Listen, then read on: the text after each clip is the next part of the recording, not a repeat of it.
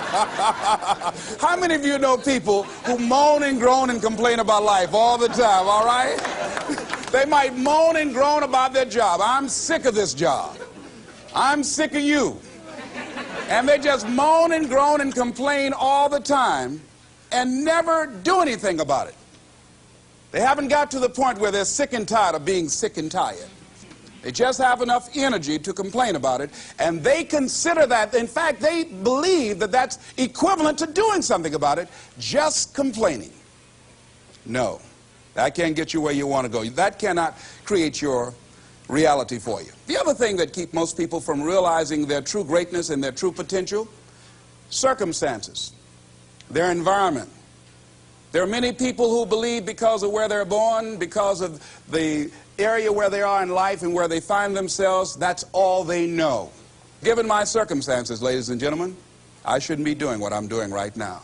See, I know something about you, even not knowing you, that you've got greatness within you. You have the ability to do things that you can't even begin to imagine. You have talents and skills in you that you haven't even begun to reach for yet. No one could have convinced me, given my circumstances, given my background, that I would be doing what I'm doing right now. I was born in Liberty City on a floor on 62nd Street, my twin brother and me. When we were 6 weeks of age, we were adopted.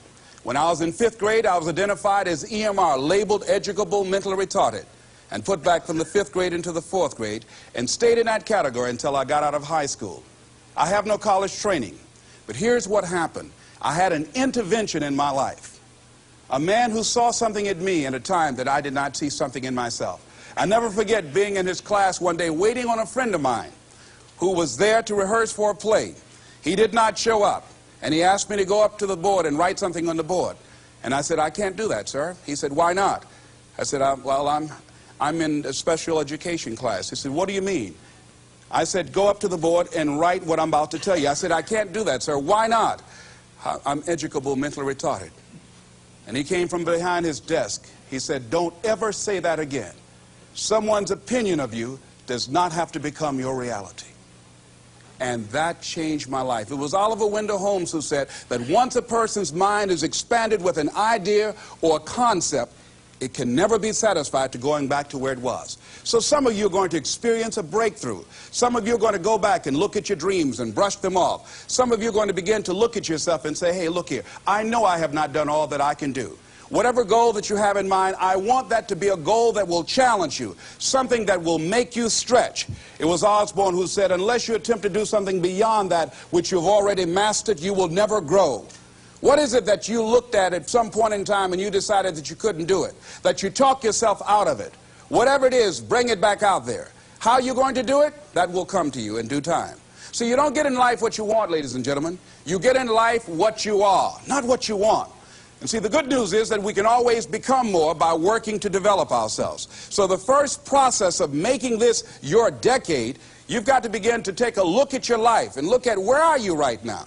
What are your strengths? What are your weaknesses? What gives your life a sense of fulfillment, a sense of joy? What does a full, rich life means to you?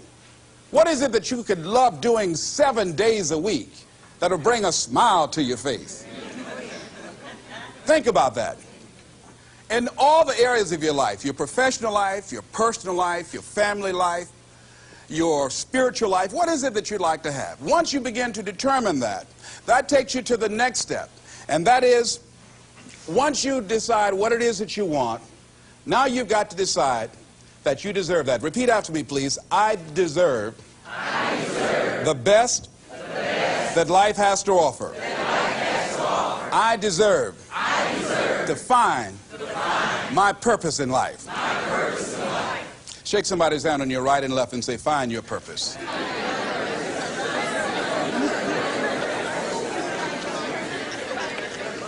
Do you know by actively pursuing your purpose, it could perhaps extend your life?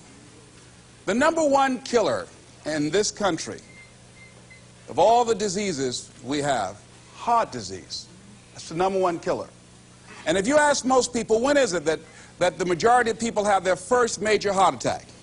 Some people will tell you as a result of obesity, or smoking cigarettes, or high cholesterol, or high blood pressure. And all of those are contributing factors. However, the truth of the matter is that most people don't realize that the majority of people suffer their first major heart attack on Monday morning between 8 a.m. and 9 a.m. People getting ready to go to jobs that they don't like, jobs that are making them sick. You see, when you're not pursuing your goal, you are literally committing spiritual suicide. When you have some goal out here that you're stretching for and reaching for that takes you out of your comfort zone, you'll find out some talents and abilities you have that you didn't know you have. I started speaking just to elementary school kids because I knew they didn't know what I was talking about. And they gave me all kind of standing ovation. We like you, yeah. Then I graduated up to junior high school and then to senior high school and then to various community groups and church groups and civic associations and then to colleges and to businesses. Now I'm traveling across the country and then traveling nationally and internationally. But I never would have discovered what I'm able to do right now if I wasn't willing to take a chance. And you've got to be willing to do that. You've got to believe in yourself. I was doing work for a major corporation and they were having a major downsizing. Just another terminology for major firings. And so the people that were working there, they approached them and said, listen, you are eligible for early retirement. We will give you a buyout package of $300,000 if you take it within this time frame. However, after this time frame, when we have the downsizing, you might be among the people cut and you will lose all of benefits that we're talking about right now, and the most you can get is 2 weeks severance pay. Ladies and gentlemen, only 50% of the people that were eligible took this. Let me tell you something. If I'd been there, I'd have gone to ask for your check. Listen, Marvin told me to get his check. He's home with his mama.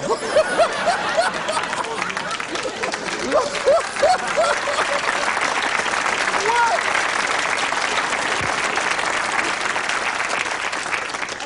I would have taken that money so quick and had other people checks.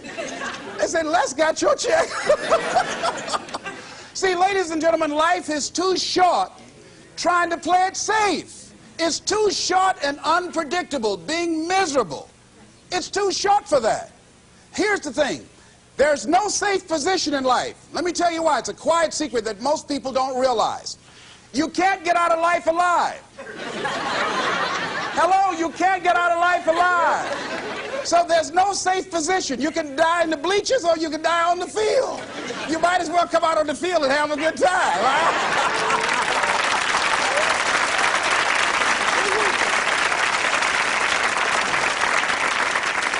So if you want to make this your decade, you've got to decide to be bold. See, you got to be bold in life.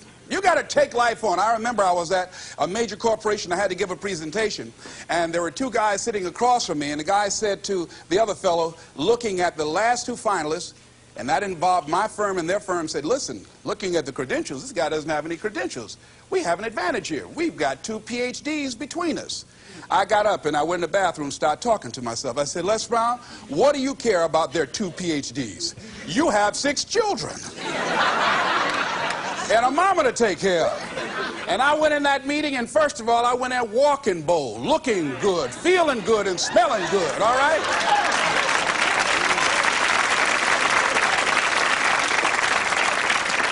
And I sat across that table, and we started negotiating, and I operated in a spirit of absolute certainty. I looked at them as if the only reason that they were born was to give me that contract. They survived 1 out of 9 million sperms to carry out this transaction. And I got the contract. Hello.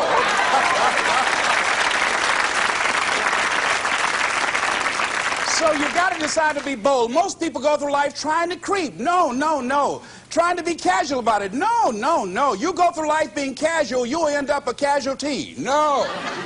You've got to be bold in life. You've got to take life on. Now here's